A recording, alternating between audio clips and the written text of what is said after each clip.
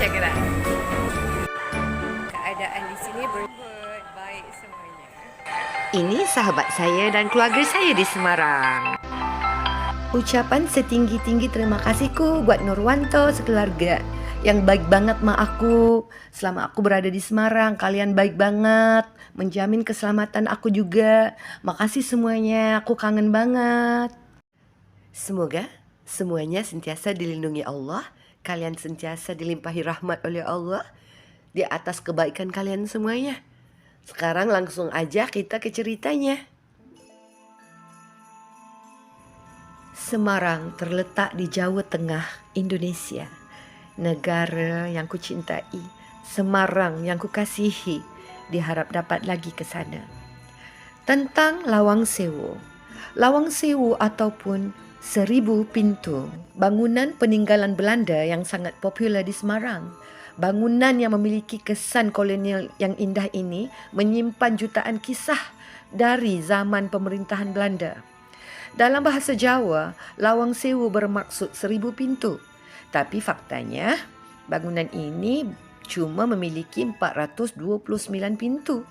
Disebabkan banyaknya jendela atau tingkap sebesar pintu dan dilihat dari jarak jauh seperti pintu. Sebab tu dipanggil Lawang Sewu. Dulu bangunan ni merupakan pusat kereta api milik Belanda. Sudah dijadikan museum dah sekarang ni. Bangunan 3 tingkat. Di bawah sekali, lorong bawah tanah yang ditutup masa saya di sana. Dan ada beberapa bahagian lagi yang ditutup. Dilarang kerana ramai yang dirasuk serta melihat benda aneh katanya. Di sana saya ambil kesempatan snap foto di tangga hitam yang akses ke bawahnya ditutup. Jelas sekali ada kepala terbang dalam foto yang saya ambil tu. Rambut dia tajam ke belakang, hitam, muka dia macam bulat. Bertaring pula tu. Di luar saya berjalan ke gedung B. Di sini Wanto sempat ambil banyak gambar saya. Bila kita cek balik di foto tu, di atas bahu saya di sebelah kiri dan di belakang saya ada lelaki bergantung. Tapi di topi dia ada bintang. Tangannya tu pakaiannya semua pakaian askar. Saya tak tahu itu Belanda ataupun Jepun. Menurut Wanto mungkin Belanda. Pakaiannya itu kelabu-kelabu hijau. Tapi ada bintang. Bintang 5 warna merah. Itu saya tak faham. Agak seram melihat foto tu. Sesuatu bergantung di belakang anda. Dan kemudian kita terus ke kereta api di bawah di depan museum Lawang Sewu ini. Sewaktu saya bergambar ke sana ke sini, ni gambar depan dia. Dia ada sebelah belakang sana, sebelah kanan sana tu. Saya berdiri. Dalam foto terlihat satu kepala hitam yang agak besar senyum di belakang saya. Kepala saja, badan tak ada. Itu pun mengerikan juga. Jika anda bertanya, jika benar saya ke Lawang Sewu, memang ada buktinya. Dan kenapa saya tak ada foto-foto? Ceritanya begini. Saya terpaksa delete video-video saya sebanyak 80 lebih video yang saya dah shoot. Saya menangis bertahun-tahun disebab kesilapan saya delete. Saya tak boleh cover balik. Gambar-gambar di phone Wanto juga hilang sebab phone dia hilang. So jadi saya merana lah. So saya cuma boleh cerita balik. Dan saya gunakan foto-foto orang lain yang saya guna dan saya kreditkan di depan itu. Saya amat sedih lah sebab itu saja kenangan yang saya ada. Dan saya harap saya dapat ke Lawang Sewu lagi. Kenangan teramat indah yang tidak dapat saya lupakan. Naik ke loteng dia macam mana di atas begitu ngeri. Tak tahu itu tempat apa, begitu luas dan energi dia sangat-sangat negatif. But it was so like, oh my God, I just want to be there again. Dengan keindahan Bandar Semarang kelihatan daripada Lawang Sewu dengan penuh cahaya. Indah sangat. Okey, cukup tentang Lawang Sewu buat kali ini walaupun berjuta kisah yang saya dengar dan yang masih ingin saya gali. Saya bukan seorang yang suka hantu atau cari hantu. Tidak. Saya suka tempat-tempat bersejarah, rumah-rumah tinggal yang ada kenangan dan ada misteri. Terutama seperti Lawang Sewu ini yang menyimpan jutaan kisah. Saya sangat suka. Terima kasih. Sekarang kita ke cerita seterusnya. Mata Air Kalido. Tempat ini berdekatan dengan rumah Nurwanto. Waktu tu sudah jam 6 petang. 6 petang dah senja di Indonesia. Sebab tu dia tak nak bawa saya ke sana. Saya paksa dia dan dia bawa juga. Melalui jalan-jalan kampung yang kurang orang.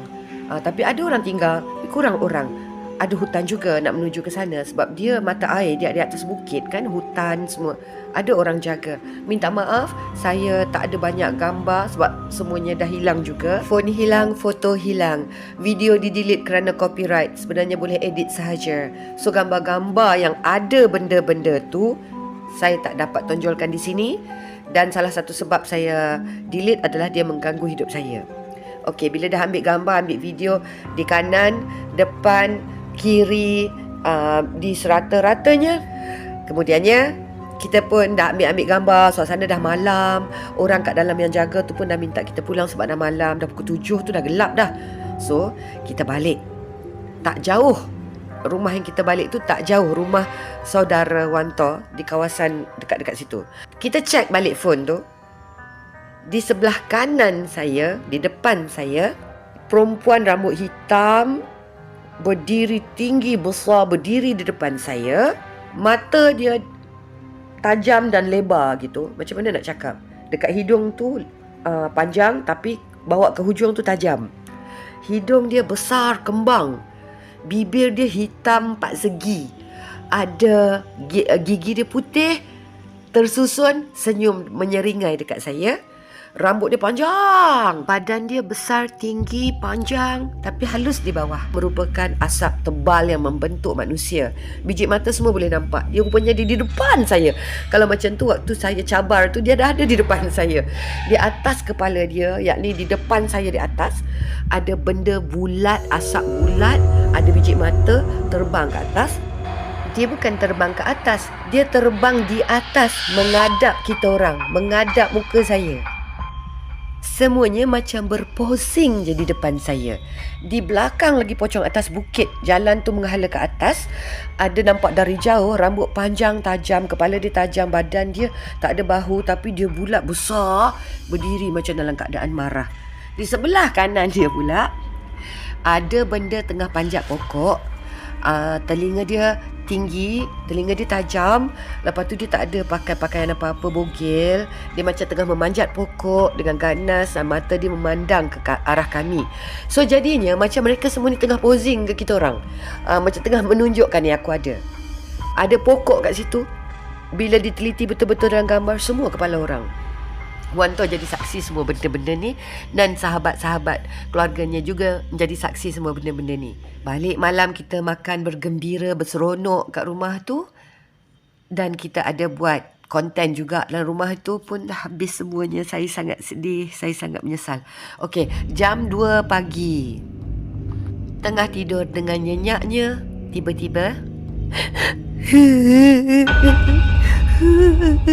di luar ujung kepala saya, di sebelah tingkap, di luar tingkap, bunyinya yang amat menyeramkan, sayu, seram tu membuatkan saya melompat turun daripada tilam dan keluar pergi join mereka tidur sama-sama.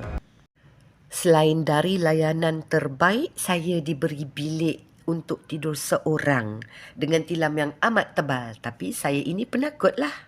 Bila dah siang, kami semua bercakap tentang benda ni dan saya insist nak pergi balik ke tempat tu. Saya nak tengok pokok tu, saya nak tengok tempat mereka berdiri tu. Saya pula rasa tercabar kan. Kau datang kacau aku pula tidur. Padahal aku pergi kacau dia dulu.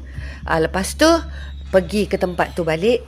Berdiri dekat luar pagar ni sebab kita tak boleh masuk dah. Kita berdiri kat luar pagar. Ada orang jaga kat situ. Ada rumah lama Jepun ke Belanda tak tahu. Ada orang tinggal kat situ sebab menjaga tempat ni. Kita orang berdiri bawah pokok tu. Kita ramai pergi. Saya kata okey, pokok tu. Pokok tu kecil je. Sebesar lengan saya saja kecil. Boleh nampak setan tu panjat pokok tu.